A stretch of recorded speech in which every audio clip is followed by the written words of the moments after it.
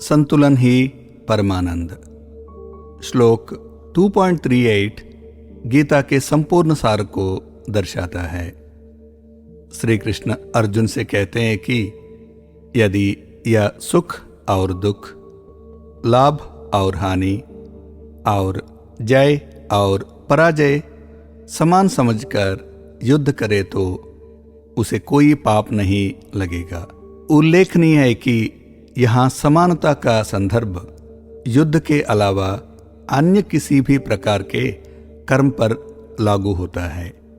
यह श्लोक बस इतना कहता है कि हमारे सभी कर्म प्रेरित है और यही प्रेरणा कर्म को अशुद्ध या पाप बनाती है। हम शायद ही कोई कर्म जानते हैं या करते हैं जो सुख, लाभ या जीत पाने के लिए या दर्द, हानि या हार से बचने के लिए है। सांख्य और कर्मयोग की दृष्टि से किसी भी कर्म को 3 भागों में बांटा जा सकता है: कर्ता, चेष्टा और कर्मफल। श्री कृष्ण ने कर्मफल को सुख दुख, लाभ हानि और जय पराजय में विभाजित किया। श्री कृष्ण इस श्लोक में समत्व प्राप्त करने के लिए इन तीनों को अलग करने का संकेत दे रहे हैं। एक तरीका यह है कि कर्तापन को छोड़कर साक्षी बन जाए, इस एहसास से कि जीवन नामक भव्य नाटक में हम एक नगण्य भूमिका निभाते हैं।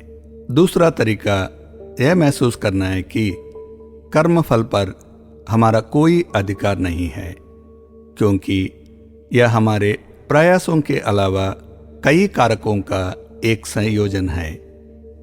कर्तापन या कर्मफल छोड़ने के मार्ग आपस में जुड़े हुए हैं और एक में प्रगति स्वतः ही दूसरे में प्रगति लाएगी। चेष्टा की बात किया जाए तो या हम में से किसी के भी धरती पर आने से बहुत पहले मौजूद था, ना तो इस पर स्वामित्व पाया जा सकता है और ना ही इसके परिणामों को नियंत्रित किया जा सकता है। इस श्लोक को भक्ति योग की दृष्टि से भी देखा जा सकता है, जहां भाव ही सब कुछ है। श्री कृष्ण कर्म से अधिक भाव को प्राथमिकता देते हैं या आंतरिक समर्पण स्वतः ही समत्व लाता है।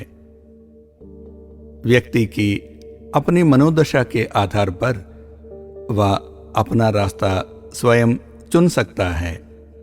दृष्टिकोण कुछ भी हो, केवल इस श्लोक का ध्यान करने से व्यक्ति अहंकार से मुक्त अंतरात्मा को प्राप्त कर सकता है।